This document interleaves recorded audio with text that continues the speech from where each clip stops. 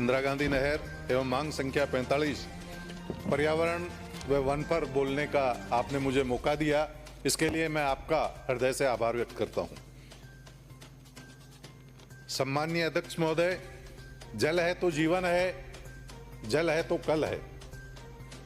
मानव शरीर और ये हमारा ब्रह्मांड पंच तत्वों से बना हुआ है, आकाश, पृथ्वी, अग्नि, वायु, जल।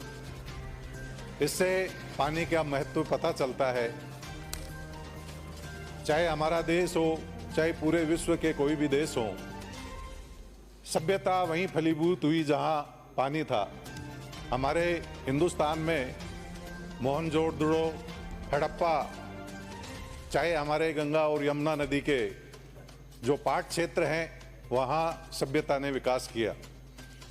महोदय, अध्यक्ष महोदय, हमारे देश की आबादी 1947 में 36 करोड़ थी और आज पूरे विश्व में हम 140 करोड़ से अधिक होकर एक नंबर पर आ गए। हमारी जनसंख्या पूरे विश्व में 18% है और हमारा जो जल का प्रतिशत है वो 4% है। उस 4% में 65% जल भूगर्भ से मिलता है। और राजस्थान की अगर बात की जाए तो हमारे पास जो क्षेत्रफल है वो 10% है और हमारे पास जो जल की उपलब्धता है वो 1.17% है। सम्माननीय अध्यक्ष महोदय, मैं बहुत धन्यवाद देना चाहता हूं आदरणीय मुख्यमंत्री जी का, भजनलाल जी शर्मा, आदरणीय प्रधानमंत्री नरेंद्र जी मोदी। इन्होंने इस जल के महत्व को, राजस्थान की जो जल की निर्भरता है उसको ध्यान में रखते हुए हमारे ERCP योजना को लागू किया गया। हमारे कांग्रेसी साथी तरह तरह की शंका व्यक्त करते हैं क्योंकि वो अपने समय में इस योजना को लाने में ईमानदार नहीं थे, इसलिए उनको आज भारतीय जनता पार्टी की सरकार ने जो ये लागू किया इस पर भी शंका होती है। लेकिन मैं दावे के साथ कहता हूं कि ये योजना आने वाले 5 सालों में धरातल पर उतरेगी और सभी कांग्रेसी साथी भी इसका स्वागत करेंगे। हमारे यहाँ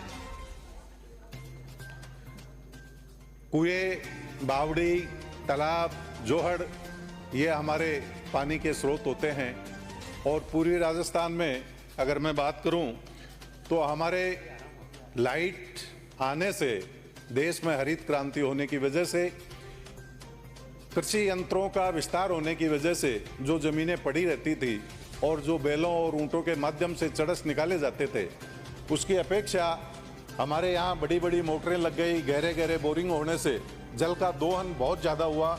2012 तक हमने जो हमारे पास जल का दोहन था वो 30% तक कर लिया था और पूरे विश्व के जो जल के जानकार हैं उनका कहना है कि आने वाले 20 सालों में हम 0 डे की तरफ बढ़ जाएंगे। ये 0 डे जहां भूजल खत्म हो जाता है उसको कहा जाता है और इसमें पूरे विश्व में केप टाउन, जो पूरी दुनिया में बहुत ही सुंदर शहर दक्षिण अफ्रीका का था, उसका पहला नंबर आया।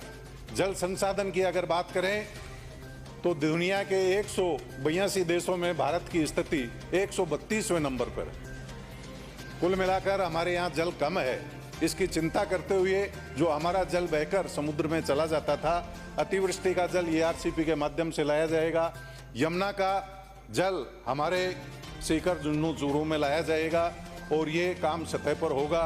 और हमारी जो इस राजस्थान की 8.5 करोड़ की आबादी है, इसमें लगभग 4 करोड़ की आबादी इससे लाभान्वित होगी क्योंकि हमारा देश आज भी, हमारा राजस्थान कृषि प्रधान देश है और इसमें कृषक आज जो मजदूर की स्थिति में चला गया है, लोगों का गांवों से पलायन हो रहा है, उस स्थिति से हम उभरेंगे और हमारा प्रदेश बहुत ही एक पंजाब का सा हिस्सा होगा, ऐसी मैं कल्पना करता हूं।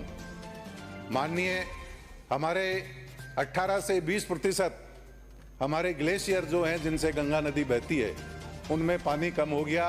पानी कम होने का कारण ओजोन, पर्यावरण, क्योंकि हमारे यहाँ कार्बन का उत्सर्जन बहुत ही ज़्यादा हो गया है। AC वगैरह मशीनें, इनका अंधाधुंध उपयोग हो रहा है जिससे कि वातावरण में गर्मी बढ़ रही है और पूरे विश्व का टेम्परेचर 1-2% ज़्यादा हो गया है।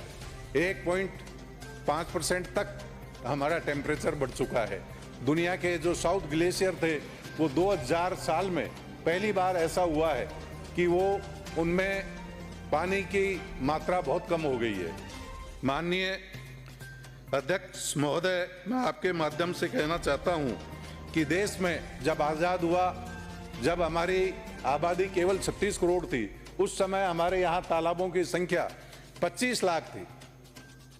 आज पूरे देश में हमने केवल 5 लाख तालाब छोड़े हैं, क्योंकि एनक्रोचमेंट इतना ज़्यादा हो गया। नदी का क्षेत्र में आबादी आने से नदी का क्षेत्र रुक गया। गाँव में जोहड़ बीच में आ गए, उनके चारों तरफ से हमने उनको एनक्रोच कर लिया, उनका क्षेत्र छोटा कर दिया और गंदे पानी का उनको स्टोरेज बना दिया है। माननीय अध्यक्ष महोदय, मैं आपके माध्यम से ये कहना चाहता हूँ कि जो मेरे क्षेत्र में जो चितौली का बांध हमारे पड़ोस में है, माननीय आपके माध्यम से मुख्यमंत्री जी को कहना चाहूँगा कि उसकी स्पष्ट घोषणा करें कि वो पहले चरण में जुड़े। इसके साथ ही हमारे जो बाबरिया, हमारे जो हरसोरा के बांध है, उनको जोड़ा जाए। इसके साथ हमारे जो पहाड़ के बिल्कुल नीचे का क्षेत्र है, माननीय अध्यक्ष महोदय, मुझे केवल 2 मिनट लूँगा, उनके पहाड़ों के नीचे, हमारे जो बिलाट के नीचे पहाड़ है उस पर बंदा बनेगा तो कई गाँवों में पानी की पूर्ति वहाँ से होगी। ज्ञानपुरा में पहाड़ के नीचे हमारे तालाब बन सकते हैं और कैचमेंट एरिया काफ़ी बड़ा है वहाँ। इसके साथ ही रामपुर में भी ऐसी व्यवस्था हो सकती है। वन क्षेत्र की मैं बात करूं तो मैं माननीय मंत्री महोदय से ये कहना चाहूँगा कि ये जूली फ्लोरा का विषय बार बार आ रहा है, इसको आप अपने कार्यकाल में जड़ से खत्म कर दें। माननीय सदस्य, दूसरा मेरा आपसे निवेदन है कि माइनिंग, फॉरेस्ट और रेवेन्यू डिपार्टमेंट मिलकर कोई भी आप माइनिंग की लीज निकालते हैं तो पूरा सोच विचार कर निकालें। लोग इन्वेस्ट कर देते हैं और बाद में एक ही दिन का आदेश आता है कि इनको बंद कर दिया जाए। व्यापारी को बड़ी तकलीफ होती है, इसलिए इस पर आप ध्यान दें, ऐसी मेरी आपसे गुजारिश है।